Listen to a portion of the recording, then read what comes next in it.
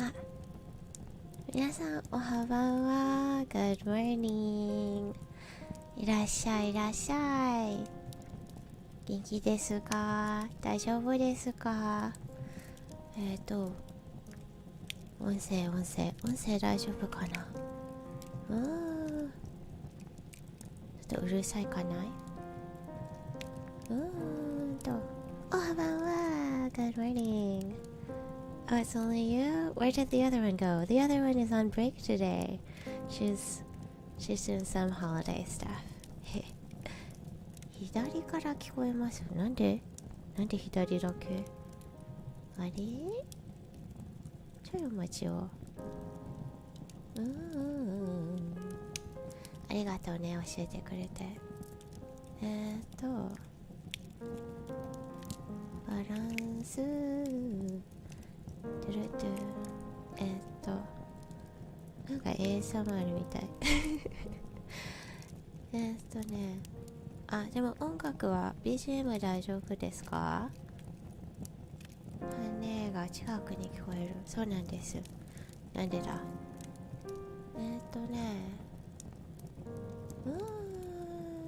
これ直んないかな。すいませんね、ごめんなさい。最初からちょっとグダグダで、ちょっと直せるかな。はい。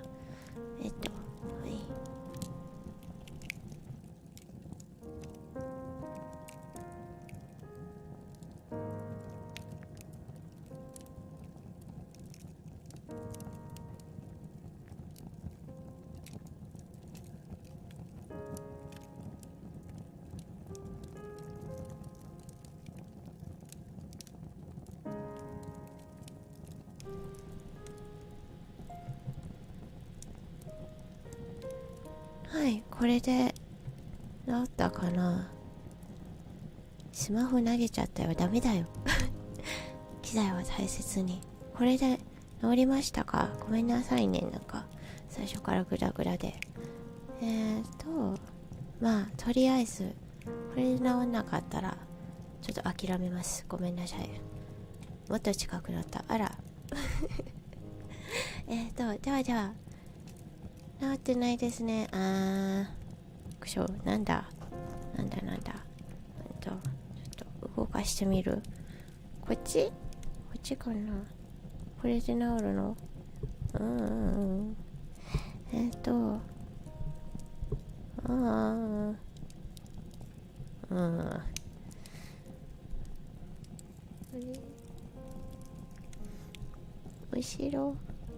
後ろになってないよね。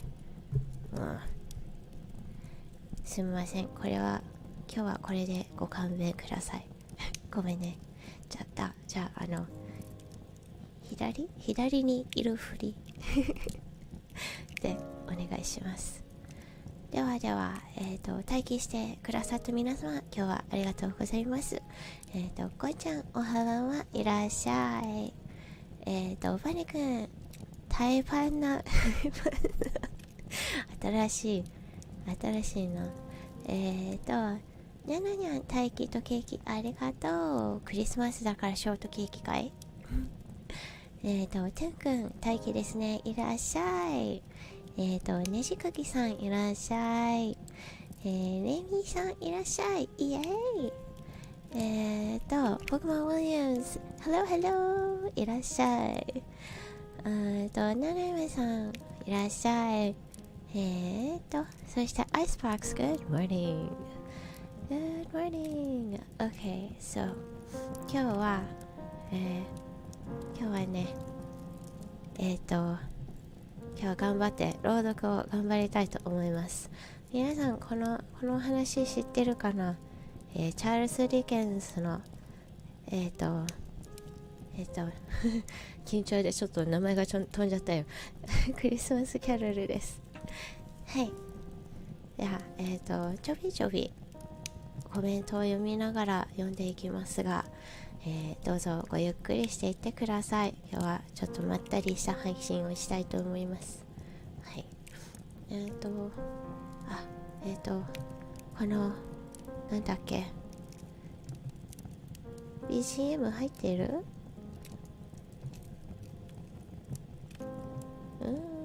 BGM 入っていますか？ちょっとわからないな。入ってたらいいな。ではでは読ませていただきます。 Marley was dead, to begin with. There is no doubt whatever about that. BGM 入ってる、よかった。ありがとう。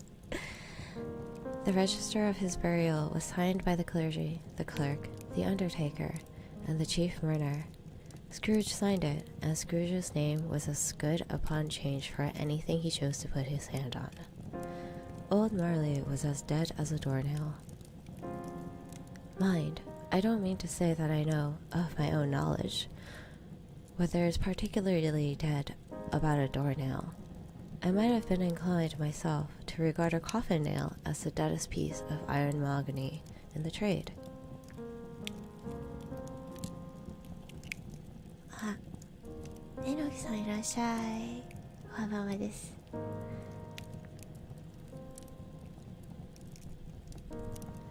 Scrooge knew he was dead? Of course he did. How could it be otherwise? Scrooge and his partners for I don't know how many years. Scrooge was his sole executor, his sole administrator, his sole assign, his sole regidari legati. 知らん言葉が出てきた。His sole friend and his sole mourner, and even Scrooge was not so dreadfully cut up by the sad event, but that he was an excellent man of business on the very day of the funeral, and solemnized it with an undoubted bargain. あ、ちょっと言うの忘れたんですが、概要欄にもし興味あれば日本語の日本語で書いてある本もリンクしてあるので、ぜひそちらも何言ってるのかわからないかもしれないから、はい、あ、いい声ありがとうございます。The mention of Marley's funeral brings me back to the point I started from. There is no doubt that Marley was dead. This must be distinctly understood, or nothing wonderful can come of the story I am going to relate. If we were not too perfectly convinced that Hamlet's father died before the play began, there would be nothing more remarkable in his taking a stroll at night, an easterly wind upon his ramparts.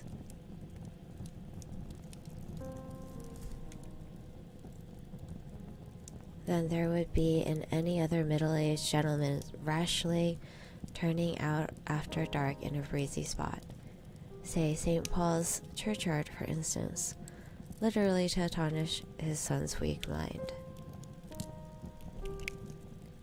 Scrooge never painted out old Marley's name. There it stood, years afterwards, upon the warehouse door. Scrooge and Marley. The firm was known as Scrooge and Marley. Sometimes people new to the business called Scrooge Scrooge, and sometimes Marley. But he answered to both names. It was all the same to him. Oh, but he was as tight-fisted hand and at the grindstone Scrooge. A squeeze, wrenching, grasping, scraping, clutching, covetous old sinner. Hard and sharp as flint, from which no steel could ever struck out generous fire. Secret and self-contained, and the solitary as an oyster. The cold within him froze his old features, nipped his pointed nose, shriveled his cheeks, stiffened his gait, made his eyes red, his thin lips blue, and spoke out shrewdly in his grated voice. A frosty rime was on his head and on his eyebrows and his reary chin. He carried out his own low temperature always about him. He iced his office in the dog days and didn't thaw it 1 degree at Christmas. おじくんいらっしゃい。おはばんは。あジンクだ。なんか読んでしまった。External heat and cold had little influence on Scrooge. No warmth could warm, no wintry weather could chill him. No wind that blew is bitter than he. No falling snow was intent upon its purpose. No pelting rain less upon to entreaty. Foul weather didn't know where to have him. The heaviest rain and snow and hail and sleet could boast of the advantage over him in only one respect. They often came down handsomely, and Scrooge never did. ケニーいらっしゃい。 Nobody ever stopped him in the streets to say, with gladsome looks, "My dear Scrooge, how are you? When will you come see me?" No beggars implored him to bestow a trifle. No children asked him what it was o'clock. No man or woman once in his life inquired the way to such a place as Scrooge. Even the blindsman's dog appeared to know him, and when they saw him coming, would tuck their owners into the doorway, up the courts, and then would wag their tails as though they said, "No eye at all is better than an evil eye, dark master."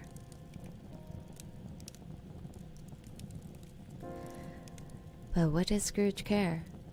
It was the very thing he liked, to edge his way along the crowded paths of life, warning all human sympathy to keep its distance, was what the knowing ones called nuts to Scrooge.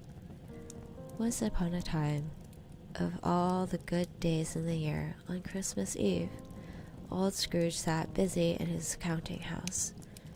It was cold, bleak, biting winter, foggy withal, and he could hear the people in the courthouse outside go wheezing up and down, beating their hands upon their breasts and stamping their feet upon the pavement stones to warm them. ポポちゃんいらっしゃい。 The city clocks had only just gone 3, but it was quite dark already. It had not been light at all. The candles were flaring in the windows of the neighboring offices, like ruddy smears upon the palpable brown air. The fog came pouring in every chink and keyhole, and was so dense without that although the court was the narrowest, the house opposite were mere phantoms. To see the dingy clouds come drooping down, obscuring everything, one might have thought that nature lived hard by and was brewing on a large scale.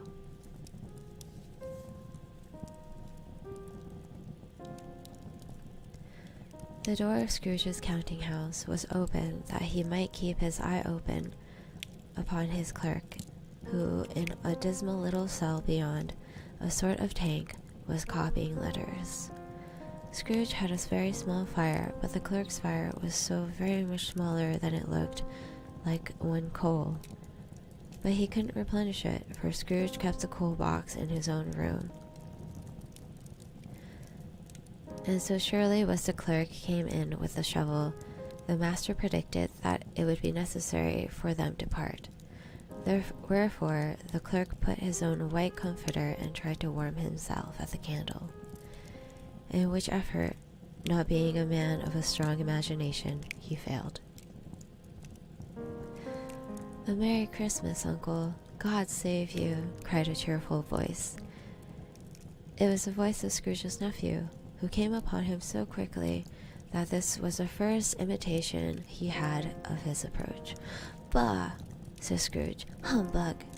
He was so heated upon himself with the rapid walking in the fog and frost with this nephew of Scrooge that he was all in the glow.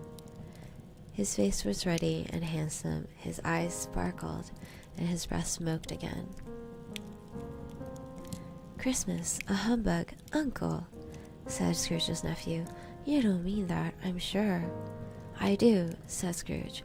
"Merry Christmas. What right do you have to be merry?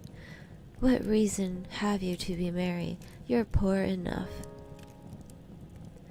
"Come then," returned the nephew gaily. "What right have you to be so dismal?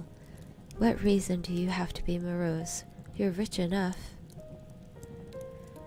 Scrooge, having no better answer ready on the spur of the moment, said "Bah!" again, and followed it up with "Humbug." "Don't be cross, uncle," said nephew. "What else can I be?" returned the uncle, "when I lived in such a world of fools as this? Merry Christmas.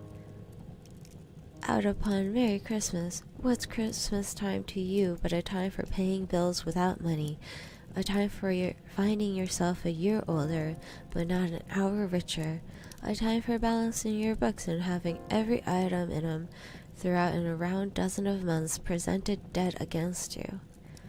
"If I could work my will," said Scrooge indignantly, "every idiot who goes about with 'Merry Christmas' on his lips would be boiled with his own pudding and buried with a stake of holly through his heart. He should." "Uncle," pleaded the nephew. "Nephew," returned the uncle sternly, "keep Christmas in your own way and let me keep it in mine." "Keep it," repeated Scrooge's nephew, "but you don't keep it." ありがとう。落ち着く。嬉しい。アイリッシュコーヒー飲みたくなる。ウイスキーないけど。めっちゃ美味しそう。でも朝からウイスキー。罪。"Let me leave it alone then," said Scrooge. "Much good may it do you. Much good it has ever done you." "There are many things from which I might have derived good, by which I have not profited, I dare say," returned the nephew, "Christmas among the rest, but I am sure I have always thought of Christmas time, when it comes around, apart from the veneration due to its sacred name and origin, if anything belonging to it can be a part of that, as good as time, a kind, forgiving, charitable, pleasant time, the only time I know of in the long calendar year, when men and women seem to be one consent to open their shut hearts freely, and to think of people below them as if they really were fellow passengers to the grave, and not another race of creatures bound on its other journey. And therefore, uncle, though it has never put a scrap of gold or silver in my pocket, I believe it has done me good and will do me good, and I say, God bless it."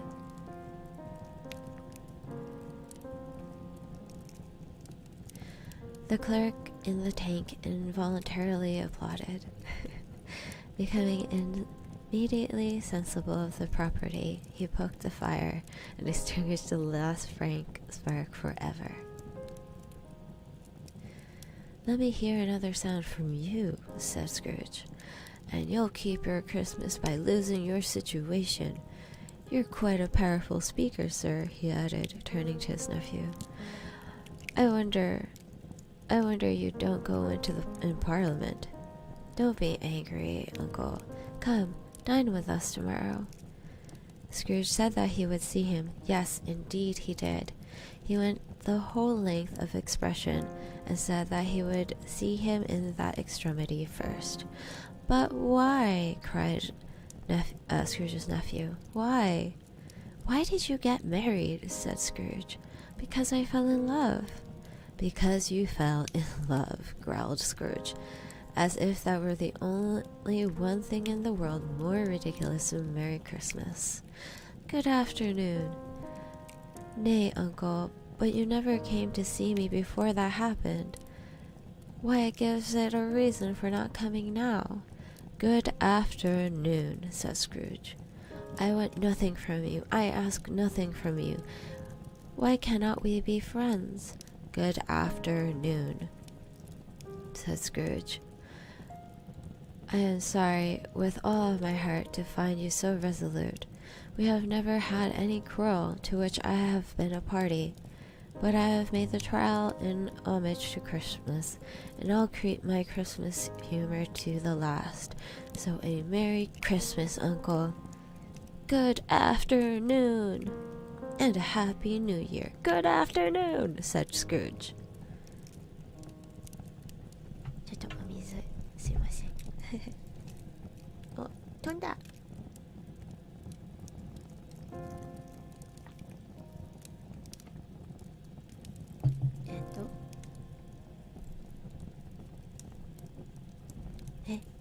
俳句入ってた理解ちゃん駐車場に止めて車の中でゆっくり聞いてる。めっちゃええわ、ありがとう。あ、まだお仕事なのかな、お疲れ。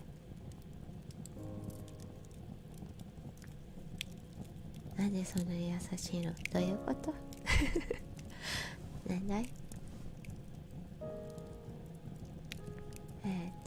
まねちゃん、朝だったね。雰囲気で夜のつもりでいたそうだよ、まだ朝だよ。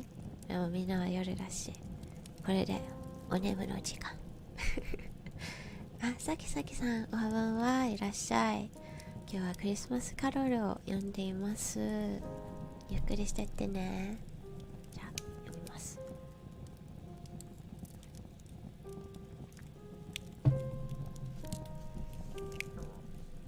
どこだったっけHis nephew left the room without an angry word.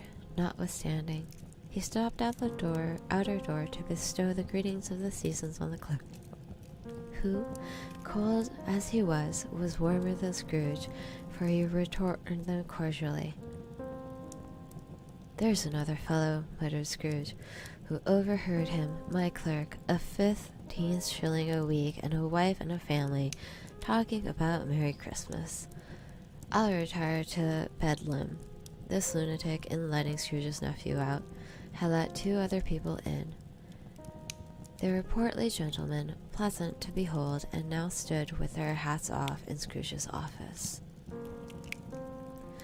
They had books and papers in their hand, and bowed to him. Scrooge and Marley's, I believe, said one of the gentlemen, referring to his list. Have I the pleasure of addressing Mr. Scrooge or Mr. Marley? Mr. Marley has been dead these 7 years, Scrooge replied. He died 7 years ago, this very night. We have no doubt in Liberty is well represented by his surviving partner, said the gentleman, presenting his credentials. It certainly was, for there had been 2 kindred spirits. The ominous word, Liberty. Scrooge frowned and shook his head and handed the credentials back. At this festive season of the year, Mr. Scrooge, said the gentleman, taking up a pen, it is more than usually desirable that we should make some slight provisions for the poor and destitute who suffer greatly at the present time. Many thousands are in the want of common necessities. Hundreds of thousands are in want of common comforts, sir. Are there no prisons? Asked Scrooge. Plenty of prisons, said the gentleman, laying down the pen again. And the union workhouses? Demanded Scrooge. Are they still in operation? They are, still, returned the gentleman. I wish I could say they were not. The treadmill and the poor law are in full vigor, then, said Scrooge. Both very busy, sir. Oh, I was afraid, from what you said at first, that something had occurred to stop them in their useful course, said Scrooge. I am very glad to hear it. Under the impression that scarcely furnished Christian cheer of mind or body to the multitude, returned the gentleman. A few of us are endeavoring to raise a fund to buy the poor some meat and drink and means of warmth. We choose this time because it is at time of all others, when want is kept keenly and abundance rejoices. What shall I put you down for? Nothing, Scrooge replied. You wish to be anonymous? I wish to be left alone, said Scrooge. Since you ask me what I wish, gentlemen, that is my answer. Don't make merry myself at Christmas, and I can't afford to make idle people merry. I help to support the establishment I have mentioned. They cost enough, and those who are badly off must go there. ティアちゃんいらっしゃい。Many can't go there, and many would rather die. If they would rather die, said Scrooge, they'd better off do it and decrease the surplus population. Besides, excuse me, I don't know that, but you might know it, observed the gentleman. It's not my business, Scrooge returned. It's enough for the man to understand his own business and not to interfere with other people's. Mine occupies me consistently. Good afternoon, gentlemen. Seeing clearly that it would be useless to pursue their point, the gentleman withdrew. Scrooge resumed his labours with an improved opinion of himself, and in more fastidious temper than usual with him.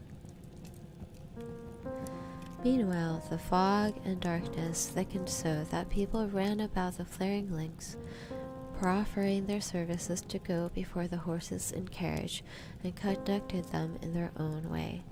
The ancient tower of a church, whose gruff old bell was always peeping slyly down at Scrooge's out the Gothic window in the wall, became invisible and struck the hours and the quarters in the clouds with tremendous vibrations afterwards, as if its teeth were chattering in the cold heads up there.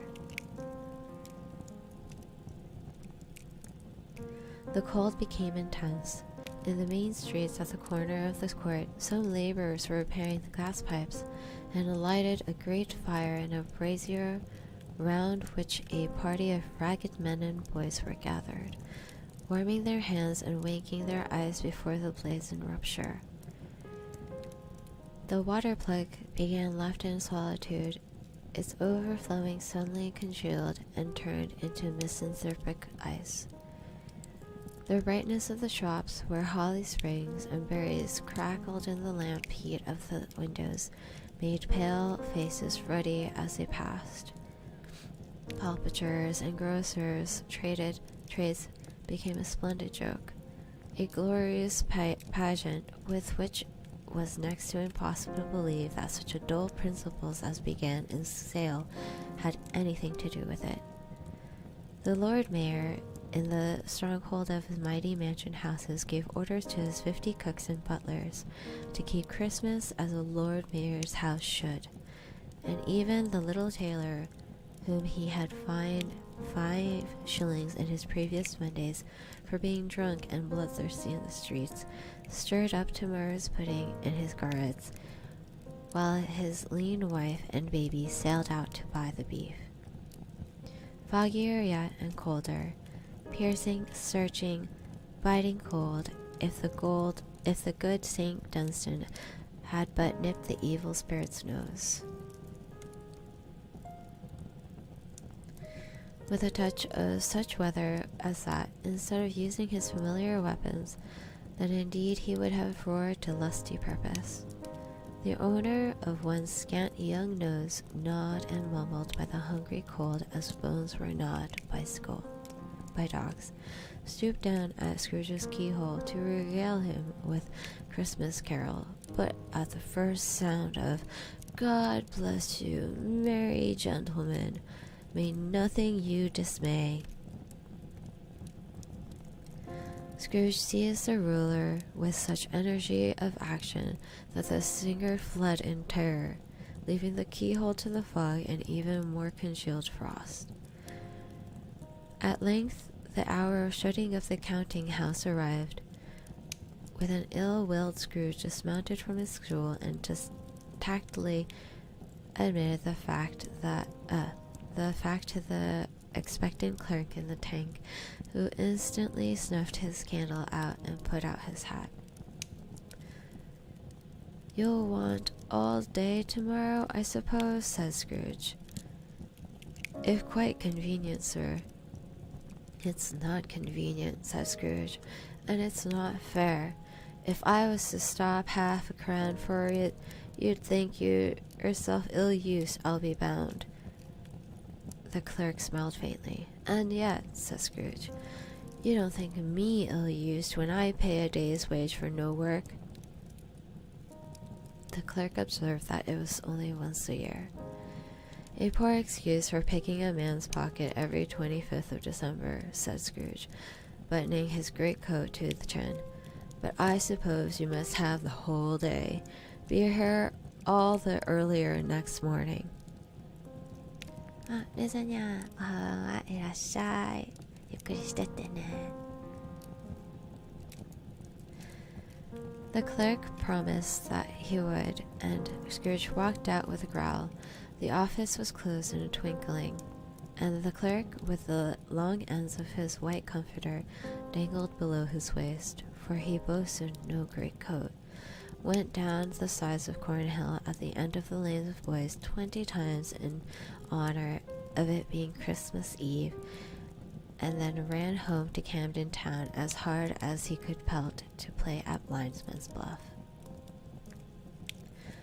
Scrooge took his melancholy dinner in his usual melancholy tavern, and having read all the newspaper and beguiled the rest of the evening with his banker's book, went home to bed. He lived in chambers which had once belonged to his deceased partner. They were a gloomy suit of rooms in a lowering pile of building up a yard, where it had so little business to be that one could scarcely help fancying it might have run there when it was young. It was a young house, playing at hide and seek with other houses, and forgotten the way out again. It was old enough and dreary enough, for nobody lived in it but Scrooge. The other rooms being all left as offices, the yard was so dark that even Scrooge, who knew its every stone, had fain to grope with his hands. The fog and frost so hung about the black old gateway of the house that it seemed as if the genius of weather sat in the mournful meditation on the threshold. Now it is a fact that there is nothing at all particular about the knocker on the door, except that it was very large.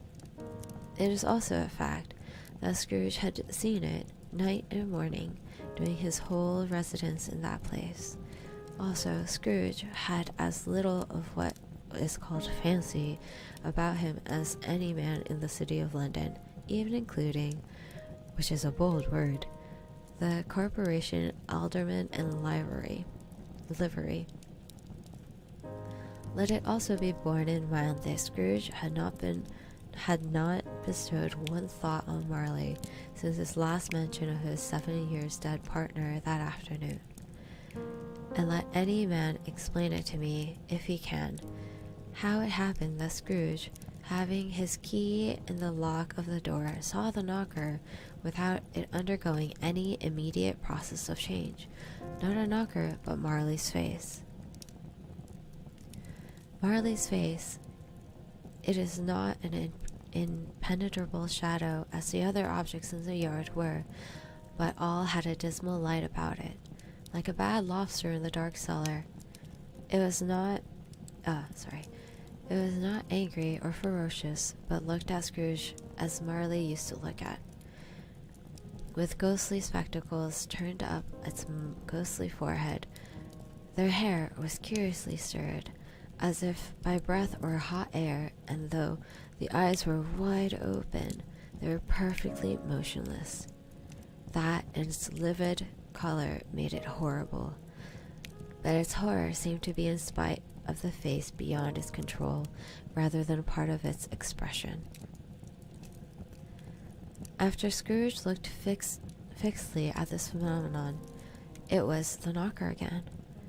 To say he was not startled, or that his blood was not conscious of a terrible sensation to which it had been a stranger from infancy, would be untrue. But he had put his hands upon the key he had relinquished, turned it sturdily, walked in, and lighted his candle. He did pause at a moment's resolution before he shut the door, and he did look cautiously behind it first, as if he half expected to be terrified with the sight of Marley's pigtails sticking out into the hall. But there was nothing on the back of the door except the screws and nuts that held the knocker on, so he said, "Pooh, pooh," and closed it with a bang. The sound resounded throughout the house like thunder. Every room above and every cask in the wine merchant's cellar below appeared to have a separate peal of echoes of its own. Scrooge was not a man to be frightened by echoes.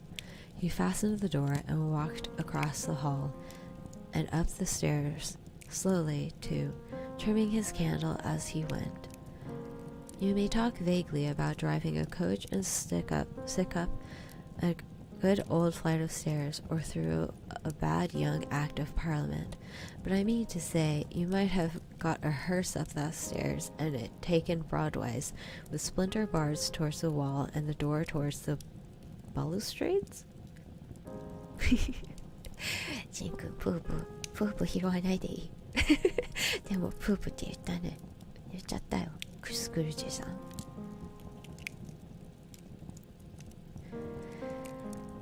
There was plenty of width for that, and a room to spare, which perhaps the reason why Scrooge thought he saw a locomotive hearse going on before him in the gloom.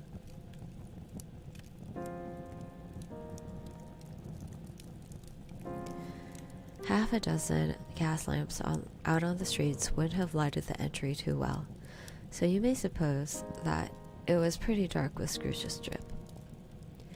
Up Scrooge went, not carrying a button for that. Darkness is cheap, and Scrooge liked it. But before he shut his heavy doors, he walked through his room to see that all was right. He had just enough recollection of his face to desire that too. Sitting room, bedroom, lumber room, all as they should be. Nobody under the table, nobody under the sofa, a small fire in the grate, spoon and basin ready, and a little saucepan of gruel. Scrooge had a cold with his head upon the hob. Nobody under the bed, nobody in the closet, nobody in his dressing gown, which was hanging up on the suspicious attitude against the wall.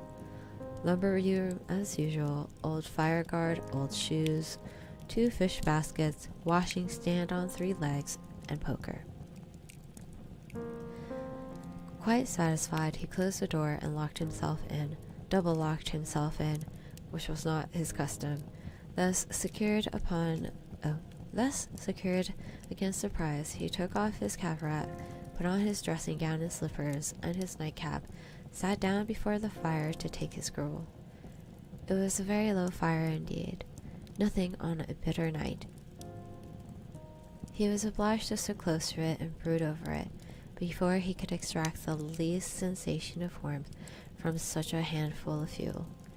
The fireplace was an old one, built by some Dutch merchants long ago, and paneled all around the quaint Dutch tiles designed to illustrate the scriptures. Jijun, Merry Christmas, Merry Christmas. Hope you're having a good morning. I hope you went to bed. I'm reading A Christmas Carol today, because Coco is out. There are Cain and Abel's, Pharaoh's daughter, Queen of Sheba, angelic messengers descending through the air on clouds, like featherbeds, Abraham, apostles putting off to sea in butter boats, hundreds of figures to attract his thoughts. And yet the face of Marley, 7 years dead, came like the ancient prophet's rod and swallowed up the whole. If each smooth tile had been a blank at first, with power to shape some pictures on its surface, from the disjointed fragments of his thoughts, there would have been a copy of old Marlin's head on every one. "Humbug," said Scrooge, and walked across the room. After several turns, he sat down again. As he threw his head back into the chair, he glanced upon his glance happened to rest upon a bell, a disused bell that hung in the room and communicated for some purpose now forgotten with a chamber in the highest story of the building. It was with great astonishment and with a strange, inexplicable dread that he saw this bell begin to swing. It swung so softly in the outset that it scarcely made a sound, but soon it rang out loudly, and so did every bell in the house. This might have been lasted half a minute or a minute, but it seemed an hour. The bells ceased as they began together. They were succeeded by clanking noise deep down below, as if some people were dragging the heavy chains over the casket of the wine merchant's cellar. Scrooge then remembered to have heard the ghosts in haunted houses were described as dragging chains. The cellar door flew open with a booming sound, and then he heard the noise much louder on the floors below. Then coming up the stairs, then coming straight towards his door. "Humbug! Still!" said Scrooge. "I won't believe it." His color changed, though, when without a pause it came on through the heavy door and passed into the room before his eyes. Upon its coming in, the dying flame leapt up as though it cried, "I know him, Marley's ghost," and fell again. The same face, the very same. Marley in his pigtails, usual waistcoat, tights and boots, the tassels on the latter glistening like his pigtails, and his coat skirt, and the hair upon his head. The chain drew as clasped about his middle. It was long and wound about him like a tail it was made of, for Scrooge observed it closely, of cash boxes, keys, padlocks, ledgers, deeds, and a heavy purse wrought in steel. His body was transparent, so that Scrooge, observing him and looking, thought, though his waistcoat could see the 2 buttons on his coat behind. Scrooge has often heard it said that Marley had no bowels, but he had never believed it until now. No, nor did he believe it even now, though he looked at the phantom through and through and saw it standing before him, though he felt the chilling influence of its dead cold eyes, and marked the very texture of the folded handkerchief bound about its head and chin, which Rapper had not observed before him. He was still incredulous and fraught against his senses. "Hey now," said Scrooge, caught and cold as ever, "what do you want with me?" "Much," Marley's voice, no doubt about it. "Who are you?" "Ask me who I was." "Who were you, then?" said Scrooge, raising his voice. "You're particular for a shade." He was going to say, "to a shade," but substituted this as more appropriate. "In life, I was your partner, Jacob Marley. Can you sit down?" asked Scrooge, looking doubtfully at him. "I can." "Do it, then." Scrooge asked the question because he didn't know whether a ghost so transparent might find himself in a condition to take a chair, and felt that in the event of it being impossible, it might involve the necessity of an embarrassing explanation. But the ghost sat down on the opposite side of the fireplace, as if he were quite used to it. "You don't believe in me," observed the ghost. "I don't," said Scrooge. "What evidence would you have in my reality beyond that of your senses?" I don't know," said Scrooge. "Why do you doubt your senses?" "Because," said Scrooge, "a little thing affects them. A little disorder of a stomach makes them cheat.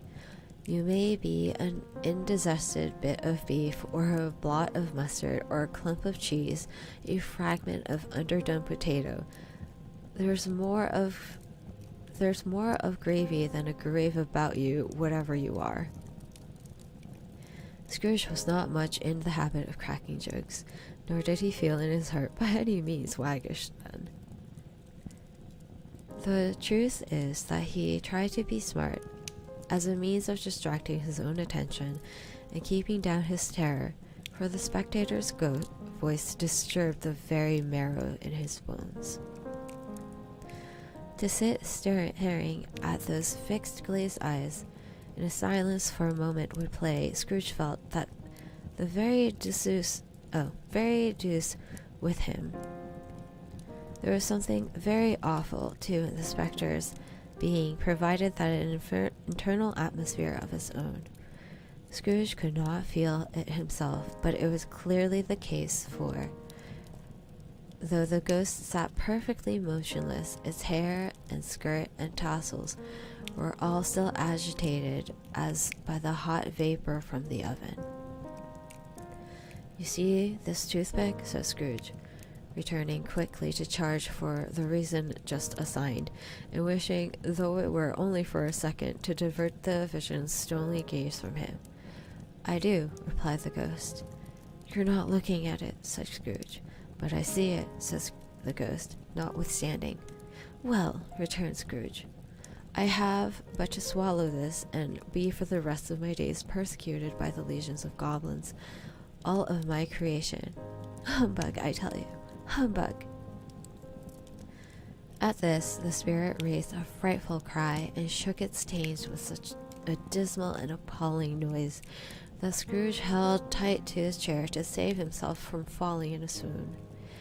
But how much greater was his horror when the phantom, taking off the bandages around his head, as if it were too warm to wear indoors, its lower jaw dropped upon its breast. Scrooge fell upon his knees, clasped his hands before his face. "Mercy," he said. "Dreadful apparition, why do you trouble me?" "Man of the worldly mind," replied the ghost, "do you believe in me or not?" I do," said Scrooge. "I must. But why do spirits walk the earth, and why do they come to me?" "It's required of every man," the ghost returned, "that the spirits within him should walk abode among his fellowship, and travel far and wide, if that spirit goes not forth in life. It is condemned to do so as death. It is doomed to wander through the world. Oh, woe is me, and the witness what it cannot share, but might have shared on earth, and turned into happiness." Again the spectre raised a cry, and shook its tails, and wrung its shadowy hands. "You're fettered?" said Scrooge, trembling. "Tell me why." "I wear the chains I forged in life," replied the ghost. "I made it link by link, and yard by yard. I girdled it on of my own free will, and of my own free will I wore. It is a pattern strange to you?" Scrooge trembled more and more. "Or would you know," pursued the ghost, "the weight and length of a strong coil you bear yourself? It was full as heavy and as long as those 7 Christmas Eves ago. You have labored it on since. It is ponderous chain." Scrooge glanced about him on the floor, with the expectation of finding himself surrounded by some 50 or 60 fathoms of iron cable, but he could not see anything. "Jacob," he said imploringly, "old Jacob Marley, tell me more. Speak comfort to me, Jacob." "I have none to give," replied the ghost. "It comes from other regions, Ebenezer Scrooge. It is conveyed by others ministers to others kind of men. Nor can I tell you what I would. A very little more is permanent to me. I cannot rest, I cannot stay, I cannot linger anywhere. My spirits never walked beyond our counting house. Mark me, in my life, spirits never roved beyond the narrow limits of our many, changing whole and weary journeys that lie before me." It was a habit with Scrooge.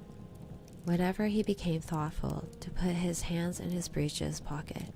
Pondering on what Ghost had just said, he did now so, but without lifting his eyes or getting off his knees. "You must have been very slow about it, Jacob," Scrooge observed in a businesslike manner, though with humility and deference. "Slow?" the Ghost repeated. 7 years dead, mused Scrooge, "and traveling all the time." "The whole time," said the Ghost. "No rest, no peace, incessant torture of remorse." "You travel fast," said Scrooge. "On the wings of the wind," replied the Ghost. "You might have gotten over a greatly quantity of ground in 7 years," said Scrooge.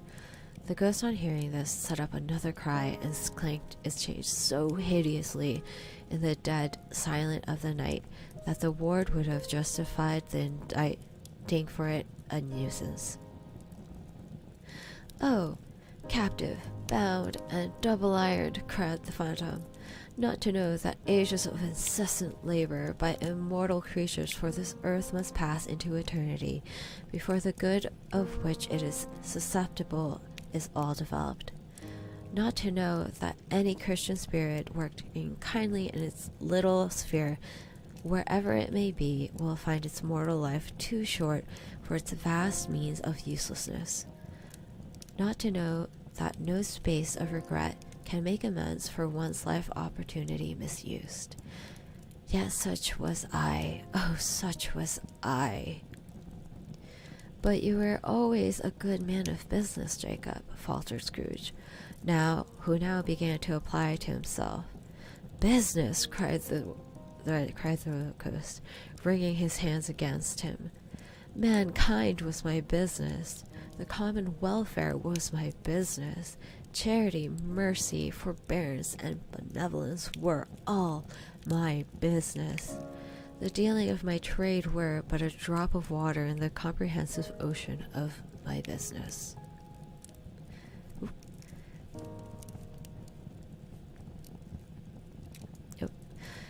It held upon its chains, arm's length, as if there were the cause of its unavailing grief, and flung it heavily upon the ground again. "At this time of rolling year," said the spectre, I suffer the most.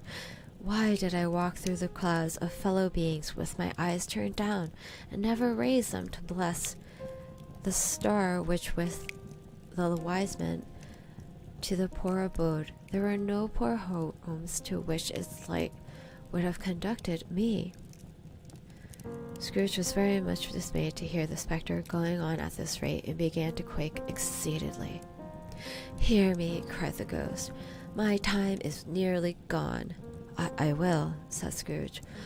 But don't be hard upon me. Don't be flowery, Jacob, pray." "How is it that I appear before you in a shape that you can see? I may not tell. I have sat invisible beside you so many, many a day." It was not an agreeable idea. Scrooge shriveled and wiped the perspiration off his brow. "That is no light part of my penance," pursued the Ghost. "I am here tonight to warn you that you have yet a chance and hope of escaping my fate. A chance and hope of my procuring Ebenezer. You are always a good friend to me," said Scrooge. "Thank ye." "You will be haunted," resumed the Ghost, "by 3 spirits." Scrooge's countenance fell almost upon as low as the Ghost has done. "Is that the chance and hope you mentioned, Jacob?" he demanded in a faltering voice. "It is. I think I'd rather not," said Scrooge. "Without their visits," said the Ghost, "you cannot hope to shun the path I tread. Expect the first tomorrow when the bells toll 1. "Couldn't I take 'em all at once and have it all over, Jacob?" hinted Scrooge. "Expect the second one on the next night at the same hour, the third upon the next night when the last stroke of 12 has ceased to vibrate. Look to see me no more, and look that, for your own sake, you remember what has passed between us." When it was said these words, the spectre took its wrapper from its table, bound it round its head as before. Scrooge knew this by smart sound his teeth made when the jaws were brought together by the bandage. He ventured to raise his eyes again and found his supernatural visitor confronting him in an erect attitude, with its chains wound over about its arms. The aspiration walked backwards from him, and at every step it took, the window raised itself a little, so that when the spectator reached it, it was wide open. It beckoned Scrooge to approach, which he did. When they were within 2 paces of each other, Marley's ghost held up its hand, warning him to come no nearer. Scrooge stopped. Not so much in obedience as in surprise and fear for the raising hand, he had become sensible of confused noises. In the air, coherent sounds of lament and regret, wailing, expressively sorrowful and self-accusatory. The spectre, after listening for a moment, joined in the mournful dirge, floated upon its bleak dark night. Scrooge followed to the window, desperate in his curiosity, looked out. The air was filled with phantoms, wandering hither and thither in restless haste and moaning as they went. Every one of them wore chains like Marley's ghost. Some few, there might be guilty governments, were linked together, none were free. Many had personally known to Scrooge in their lives. He had been quite familiar with one old ghost in the white waistcoat with a monstrous iron safe attached to his ankle, who cried piously at being unable to assist a wretched woman with infant whom it below upon its doorstep. The misery with them was all, clearly, that they thought to interfere for good in human matters, and had lost the power forever. Whether these creatures faded into the mist, or mist enshrouded them, he could not tell. But they and their spirits' voices faded together, and the night became as it had been when he walked home. Scrooge closed the window and examined the door by which the ghost has entered. It was double locked, as he had locked it with his own hands, and the bolts were undisturbed.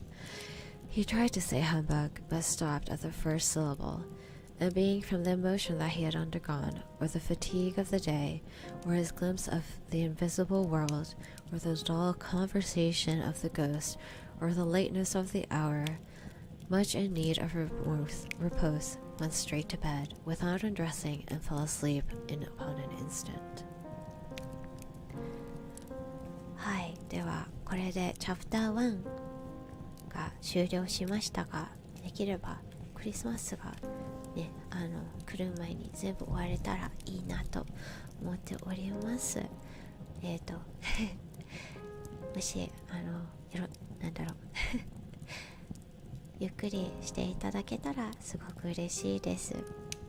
今日もありがとうございました。ちょっとした告知なんですが、クリスマスイブ、いつもの土曜日の22時にまた配信するんですけど、今週はできたらまた特別手写し企画でコッコとジンジャーブレッドのハウスを作ります。めっちゃアメリカンなやつなんですけど、皆さんやったことあります？ジンジャーブレッドハウス作り。手写しなんで、多分皆さんの名前を書きながらクッキーに名前を書きながら作っていくと思いますので、もしよければよろしくお願いします。では今夜もごゆっくり安らかな夜になりますように。お疲れ様です。パチパチありがとうございます。またやってみたいな、こういうの。ないです。よかった。みんなで作ろう。じゃあやったことないけど写真で見たことあります。あるんだ。こっちのスーパーとか薬品屋さん、お薬売ってるとことかでも結構こういうジンジャーブレッドハウスのキットとかあるんだけど、それを作りたいなと思っています。できれば自分でクッキーを焼きたいんだけどちょっと時間ないかもしれない楽しみです。ありがとうございました。では今日もお疲れ様です。はいありがとう。間に合うように頑張って帰ってくる。ありがとうななにゃん。気をつけて車で帰ってね。ではおやすみなさい。エンディング画面ちょっとうるさいかも。じゃあここでちょっと止めさせていただきます。はいではさらばーい。